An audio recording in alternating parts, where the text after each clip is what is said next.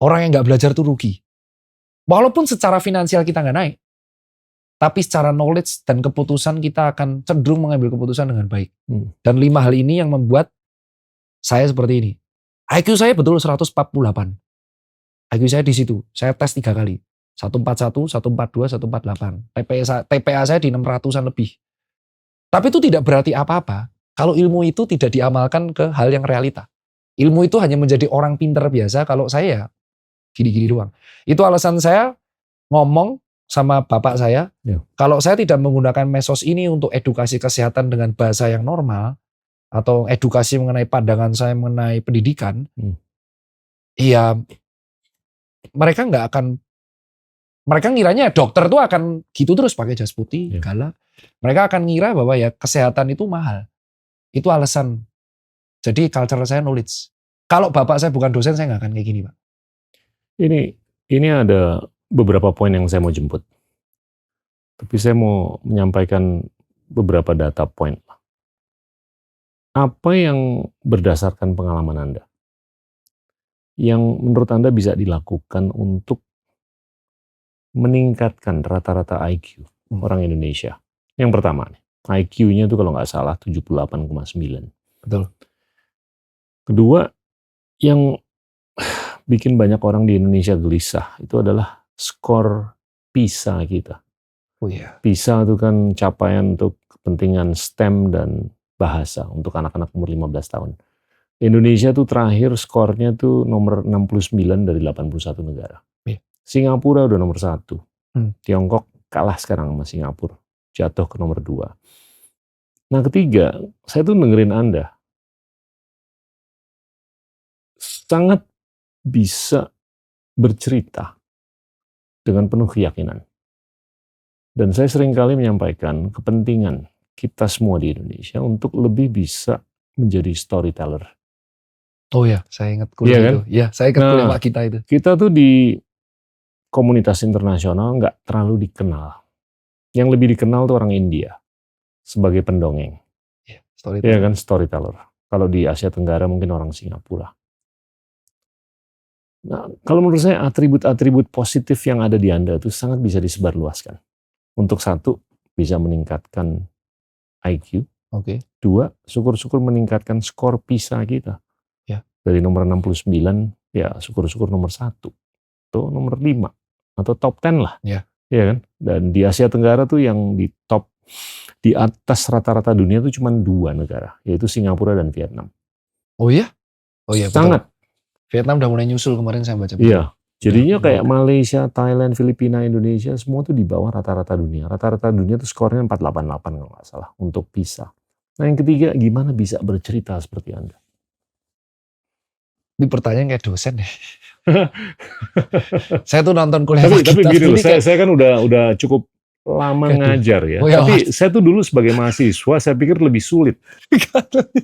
Gak lebih sulit jadi dosen. Jadi dosen tuh lebih sulit. Oh iya, saya untuk persiapan ngajar dan segalanya. Tapi belajar dari murid tuh lebih banyak daripada murid belajar dari dosen. Kalau menurut saya ya. Oh betul ya? Itu nyata. Oh jadi yang dikatain dosen saya Bu Nila tuh benar ya? Kadang benar sekali. Tadi saya relate sekali. Yang beliau bilang belajar tuh gak harus dari dosen. Saya juga dengerin kalian bercerita tuh saya belajar. Sangat. Saya sama nyambung tuh dengan itu. Jadi untuk meningkatkan IQ itu menurut saya PR ada 3. Dari diri kita, lingkungan kita, atau yang terakhir public government.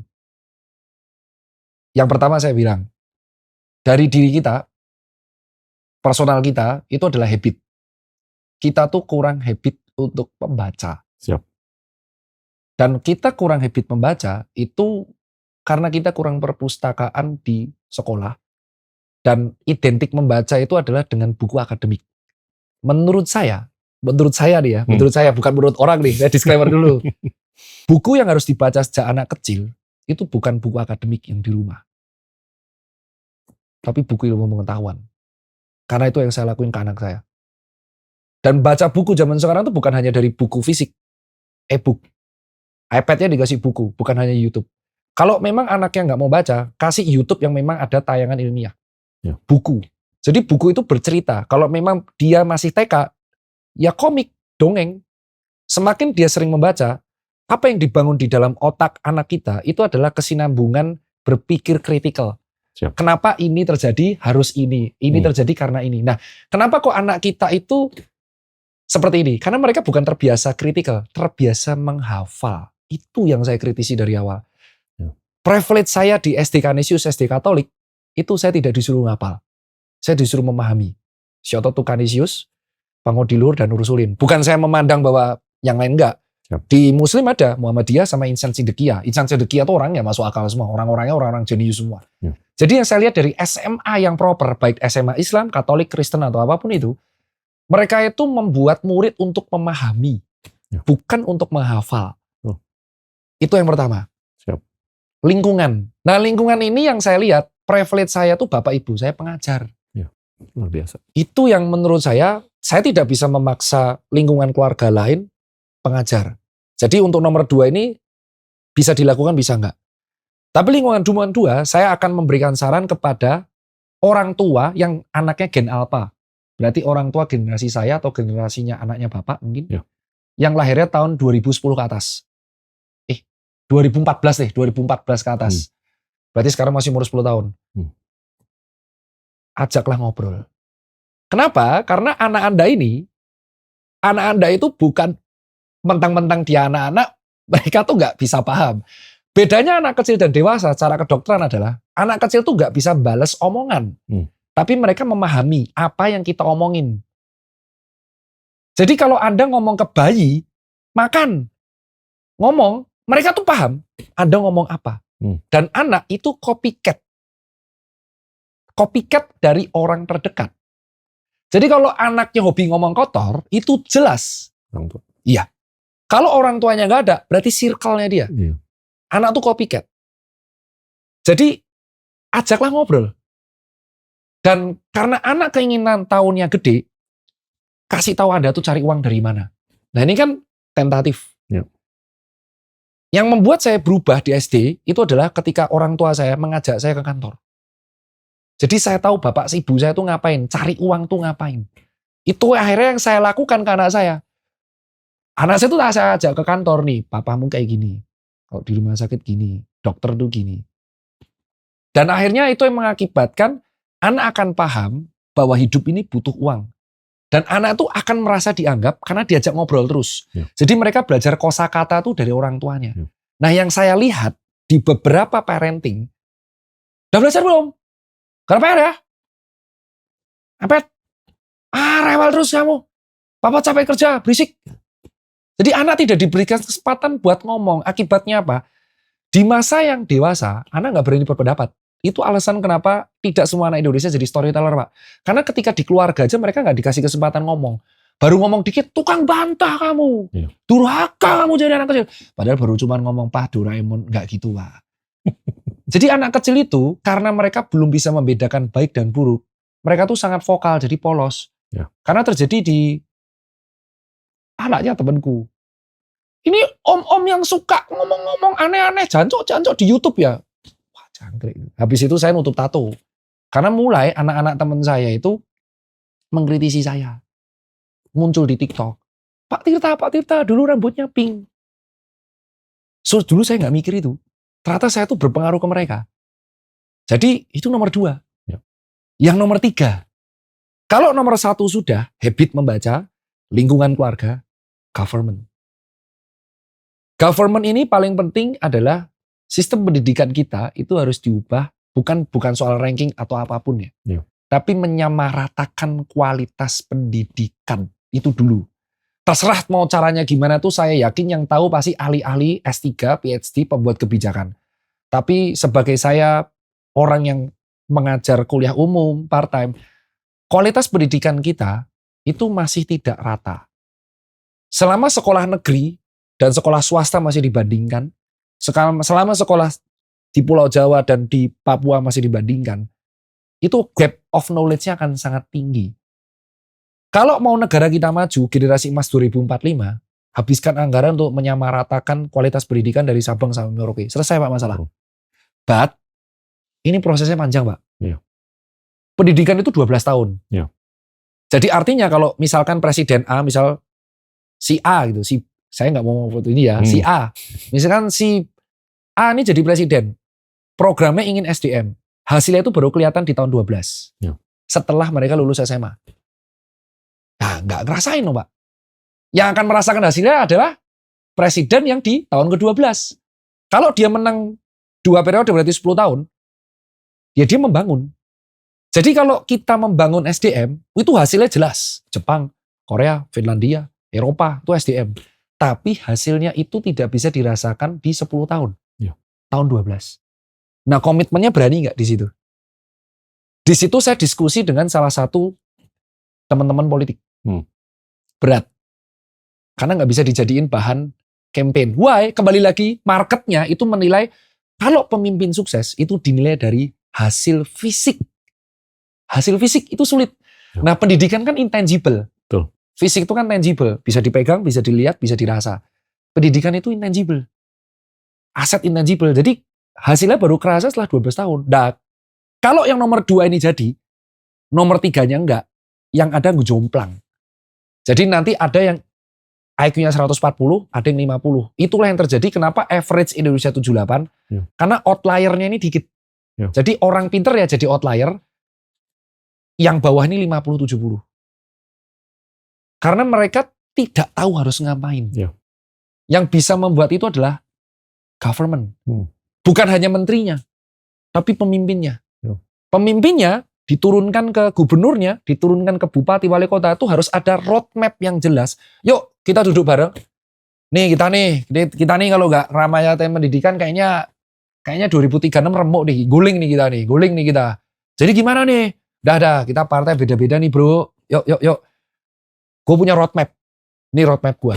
Tapi roadmap gue ini tidak akan bisa dilaksanain. Ini saya ngomong bahasa anak muda ya, Pak. Roadmap gue ini tidak akan bisa dilaksanain sama saya. Yang manain kalian nih. Kalau kalian yang menang, atau kalian yang menang. Tapi kompak dulu nih. Roadmap ini jalan bareng yuk. Tiap ganti pemimpin roadmapnya ganti. Tiap ganti pemimpin roadmapnya ganti. Tiap ganti pemimpin pendidikannya ganti. Ya kan pusing. PPDB kemarin.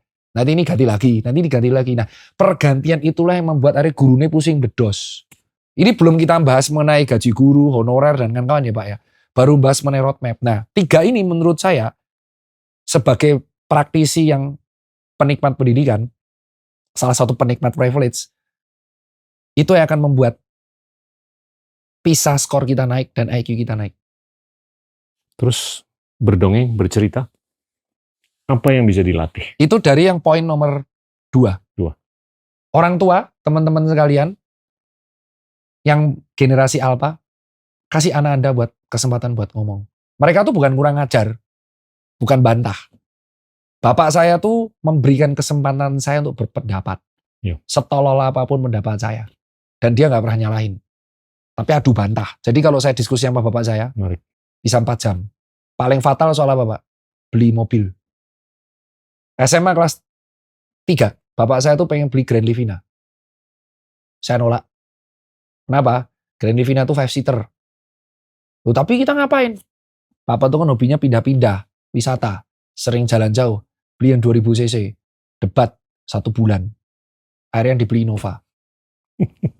Sesuai. Bukan berarti Livina enggak jelek ya. Tapi itu bukti, walaupun debatnya sebulan, bapak saya dengerin pendapat saya. Sebagai anak, saya merasa pendapat saya diakuin. Yang membuat anak nggak mau bercerita, karena pendapat dia nggak pernah didengerin. Jadi akhirnya dia menutup skill storytelling itu sampai tua. Jadi ketika di depan umum, ciri khasnya gini Pak. Ciri khas anak kecil yang nggak pernah dikasih kesempatan ngomong. Ayo ngomong di depan umum. Pasti gini. Itu artinya di keluarganya dia nggak pernah dikasih chance buat untuk ngomong. Ngomong dikit. Ini seringnya anak orang tua nih ngomong. Anak kecil tahu apa. Itu kalau saya orang tua itu ngeselin tuh Pak. Orang anak kecil tahu apa kau. Yang kedua, masih kecil. Ngapain sih ikut-ikutan omongan orang tua. Nomor 3, bantah kamu. Dengerin aja. Padahal belum tentu orang tuanya lebih pintar loh. Kalau anaknya prodigi gimana? Itu membunuh. Iya. Jadi kalau kalian sebagai orang tua itu tidak memberikan kesempatan anak buat ngomong, itu dia sampai tua nggak akan jadi storyteller. Kecuali dia ketemu privilege lingkungan yang mendukung. Contoh dia ketemu lingkungan yang memaksa dia ngomong, jadi akhirnya dia jadi storyteller handal. pengalaman saya waktu SD ya, SMP, sistem pada waktu itu sepertinya kita memang belajar itu one way. Kita sebagai murid, saya merasanya tuh banyak menerima gitu. Apa yang diajarkan guru. Tidak terlalu disuruh mikir untuk ide kamu apa. Ada kata yang sangat penting yang kurang diangkat dalam sistem pelajaran di Indonesia ini adalah bagaimana setiap anak menjadi anak yang mempunyai kaya gagasan, kaya ide. Sehingga kedepannya kan bisa jadi inovator-inovator. Anak-anak kita masih terasa takut gitu menyampaikan gagasan bahwa ini takut salah. Nah, karena kebaruan itu adalah hal yang penting untuk menunjang pembangunan bangsa kita ke depan, keberanian dan kesiapan untuk membuka suatu kebaruan gitu. Misalnya sekarang juga saya sebagai praktisi masih sering membimbing, kemarin baru saja membimbing mahasiswa S2 di salah satu perguruan tinggi seni. Saya waktu menjadi penguji ataupun lagi jadi pembimbing itu terus mendorong, di tesis kamu ini terus kebaruannya apa? Kalau bisa baru kamu yang melakukan ini gitu. Kalau misalnya dia dalam penciptaan, kan ada dua nih kalau di sini, ada penciptaan, ada pengkajian. Kalau hanya mengikuti yang sudah ada, itu nggak ada kebaruannya gitu. Nah, dari beberapa mahasiswa yang saya uji ataupun saya bimbing, yang menunjukkan kekuatan, kebaruan dan gagasannya kuat itu, menurut saya baru 20% aja. Iya. Misalnya dari 10, 2 yang brilian yang seperti itu. 8-nya itu ya tertib aja, bagus. Pasif. Tidak punya gagasan liar apa yang ini. Nah, ini yang jadi masalah sehingga pada saat dia menjadi pemilih gampang dibelokkannya dengan amplop. Iya. Ya karena kan amplop pada saat itu nyata gitu. Belok, dia pilih itu. Pilkada menang, yang paling banyak amplop pasti menang itu. Ya tanpa mengurangi rasa hormat ya. Tapi kenyataannya begitu. Pada akhirnya politik kita jadi politik uang. Tapi balik lagi ke guru, saya rasa saya setuju sekali. Konsentrasi Indonesia sekarang adalah memperbaiki kesejahteraan guru juga. Kesejahteraannya. Sangat. Kesejahteraannya. Nggak mungkin kalau guru digaji 2,8. Iya. Kita bisa merekrut yang berkualitas. Sekreatif apa guru itu akan menjadi. Dia bakal, yang berkualitas bakal mau kerja di Apple, di Google atau di Danantara. Itu. Iya kan? Karena mungkin di sana gajinya puluhan juta. Betul. Tapi kalau seorang guru, sebetulnya banyak kalau menurut saya yang mau jadi guru. Tapi dia nggak bisa naruh makanan di atas meja. Selama kompensasinya terbatas. Betul. Jadi seorang anak tuh kalau di rumah dia berhadapan dengan kepala rumah tangga, kalau dia punya pendidikan S1, alhamdulillah. Dia bisa ngajarin nilai-nilai yang bermanfaat. Tapi kalau orang tuanya nggak punya pendidikan, itu ya mohon maaf. Nah, jadi harapan yang lebih besar adalah begitu dia jalan atau naik bemo atau naik kereta ke sekolah, di mana guru berhadapan dengan 20-200 siswa-siswi. Kalau di rumah cuma 2 atau 3 orang kan. Benar. Skalanya lebih bisa dipertanggungjawabkan di sekolah. Tapi kalau yang ngajar nggak berkualitas, ya skala, mohon maaf, kebodohannya akan sangat bisa dipertanggungjawabkan juga. Karena orang yang nggak berkualitas ngajar di depan 20-200. Itu. Tapi kalau gurunya berkualitas, kita bisa mengskalakan kecerdasan, kecakapan, kemahiran, kepiawaian. Ini kalau menurut saya ya Anda sebagai budayawan, kita harus bisa membudayakan bahwa kemuliaan profesi guru itu sangat tinggi dan itu harus ditopang dengan kompensasi. Harus itu. Ya kan, kalau enggak budaya kita akan lemah, seni kita akan lemah, ekonomi kita akan lemah, kebijakan kita akan lemah. Ya kita hanya mungkin bisa datengin 15 juta wisatawan asing, bukan 150 juta wisatawan asing. Itu kan devisa. Spanyol populasi 40 juta tapi bisa datengin 80-90 juta wisatawan asing. Yunani juga. Yunani dengan populasi yang kecil juga bisa datengin 2-3 kali lipat dari populasi.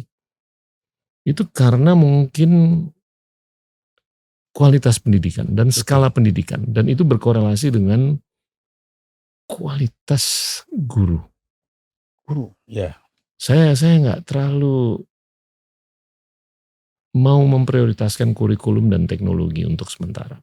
Saya lebih mau memprioritaskan guru. Ini harus digaji. Ya kan, Anda bisa jadi musisi yang hebat karena Elva, karena ibu, karena guru klasik. Itu guru. Ya.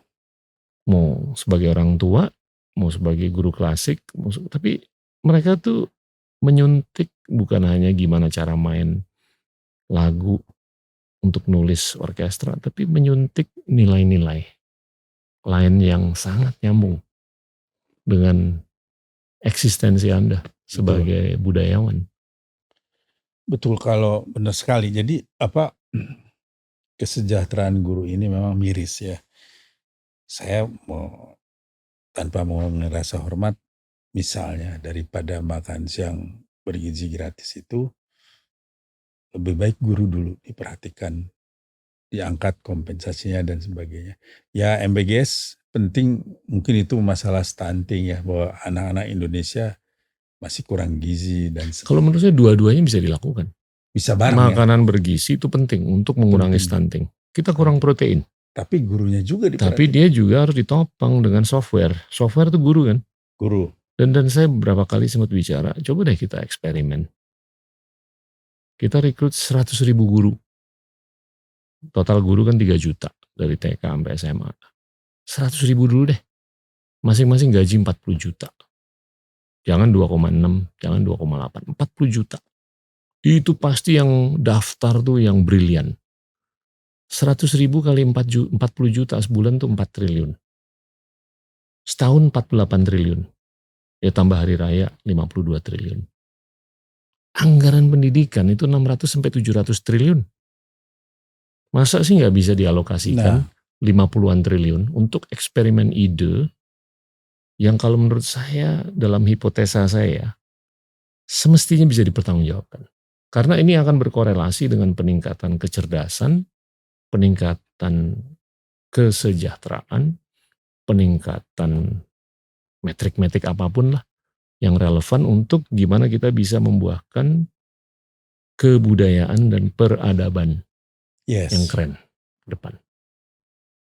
Mau main musik, mau mahat, mau ngelukis itu perlu kognisi. Ya, kan? Benar.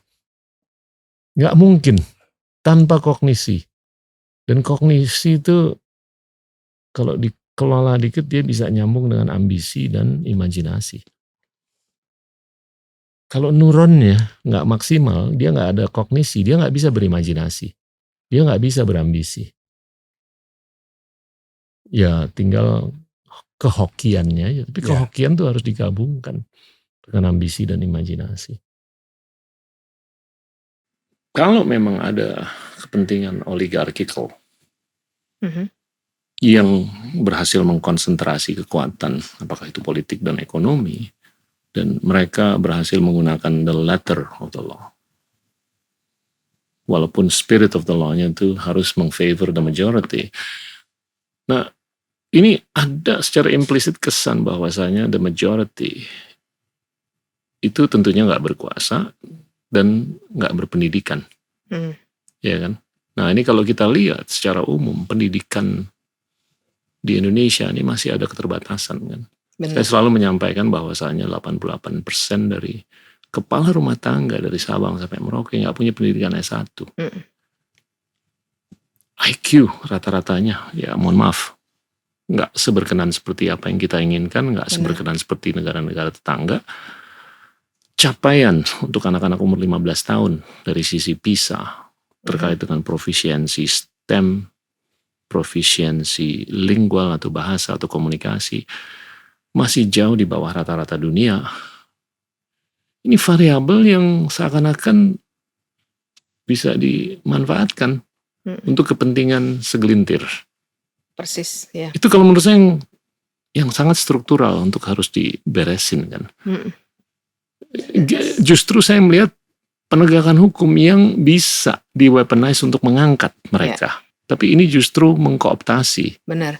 That's the key word, struktural. Yeah. Jadi memang yang selama ini terjadi menurut saya adalah pembodohan struktural. Yeah. Ya kan, maksudnya kemiskinan struktural sebenarnya. Kebodohan itu juga sebenarnya struktural. Karena memang nggak ada pemerintah yang otoriter atau punya tujuan-tujuan jahat yang ingin punya warga yang pinter.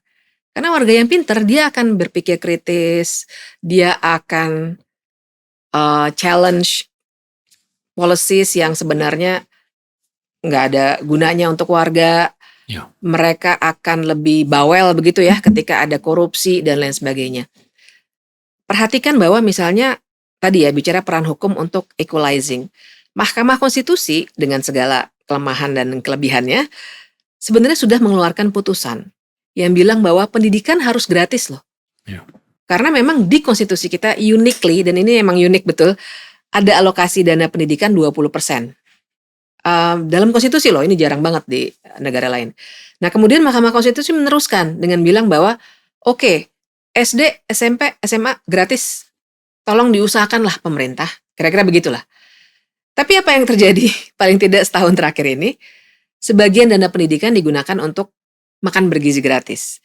Padahal saya nggak punya angkanya di kepala saya, tapi ada studi yang sudah menunjukkan bahwa kalau sebagian saja dari biaya MBG itu dialokasikan untuk pendidikan, mungkin belum full gratis, tapi memperbaiki kualitas pendidikan, sudah sangat-sangat terbantu. Tapi kan itu ya, priorities. Ternyata untuk pemerintahan yang sekarang ya MBG itu yang harus dilakukan, bukan untuk mencerdaskan dalam arti memberikan akses untuk sekolah dan lain sebagainya. Jadi bahkan baru-baru ini ngomongin soal itu ya, data soal kepala keluarga yang berpendidikan, ada dirilis hasil penelitian bahwa kebanyakan anggota DPR RI itu lulusan SMA, SMA-nya yang disetarakan. Saya sih bukannya tergila-gila gelar ya, tapi saya kira justru itulah di Indonesia generally gelar ijazah itu sebagai simbolisasi untuk apply jadi pejabat A, pejabat B. Makanya banyak doktor juga gitu ya yang bisa dipercepat prosesnya. Guru besar, politikus yang sebenarnya nggak pernah ngajar. Karena akhirnya gelar-gelar itu cuma untuk akses untuk jabatan. Tapi sebenarnya dalam pendidikan kita juga nggak ada tuh latihan supaya kita berpikir kritis, berani mendebat. Itu sering sekali terjadi. Saya ketemu beberapa mahasiswa yang mohon izin Bu, gitu misalnya ya. Saya bilang, bertanya nggak usah mohon izin. Dan kalian itu, kalau kalian, saya kadang-kadang challenge. Kalau kalian bisa, saya ngajar penalaran hukum juga kan. Kalau kalian bisa dalam ujian men-challenge pikiran saya kasih nilai lebih. Jadi jangan malah menyanjung-nyanjung mengutip, menurut Bi Fitri Susanti bla bla bla, ngutip saya sekedar untuk menjilat. Saya bilang, kamu malah dapat nilai jelek. Challenge pikiran saya. Karena memang sekarang ini banyak sekali di dalam pendidikan kita, saya udah lompat lagi ininya topiknya, tapi ini soalnya menggelisahkan buat saya. Banyak sekali tadi ya, masalah strukturalnya jelas, pemerintah tidak memberikan prioritas dalam hal pembentukan policy untuk memudahkan akses pada pendidikan.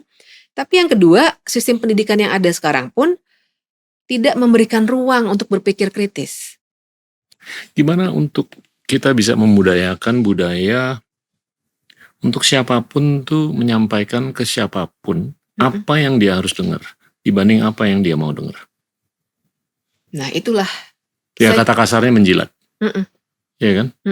Karena itu kalau menurut saya muara untuk terjadinya atau tidak terjadinya teknokratisasi. Benar. Iya kan? Atau Jadinya kan top down meritokratisasi. ya. Mau vertikal ataupun horizontal, tapi gimana kita bisa membiasakan anak-anak muda untuk menyampaikan apa yang harus didengar, bukan apa yang mau didengar. Karena itu sangat struktural untuk bisa membuahkan teknokratisasi ataupun meritokratisasi. Kalau menurut saya memang mesti dari sekolah dan keluarga sih. Ya sekolah pasti ya. Tapi kalau keluarga, mohon maaf, 88% dari kepala rumah tangga nggak punya pendidikan S1. Benar.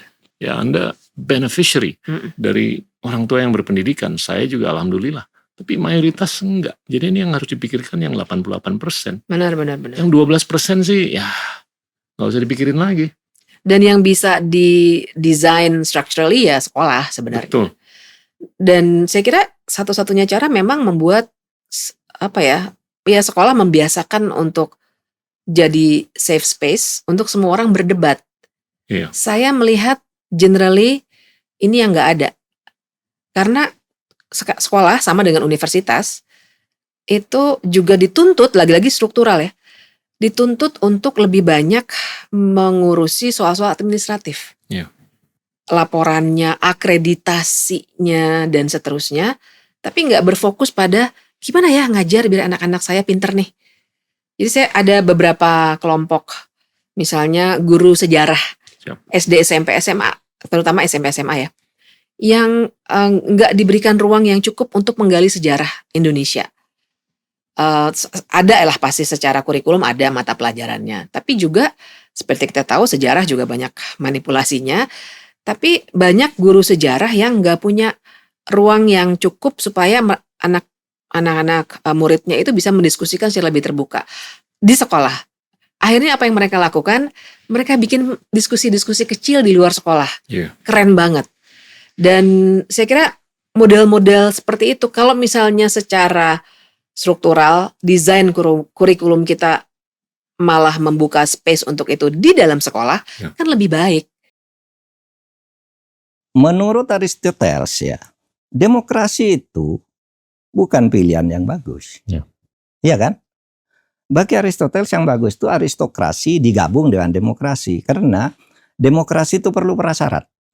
Kalau Anda rakyatnya masih bodoh tadi, rakyatnya masih bodoh, kok pakai demokrasi, itu yang terjadi jual beli suara sekarang di negara kita. Itu dulu Aristoteles sudah mengatakan.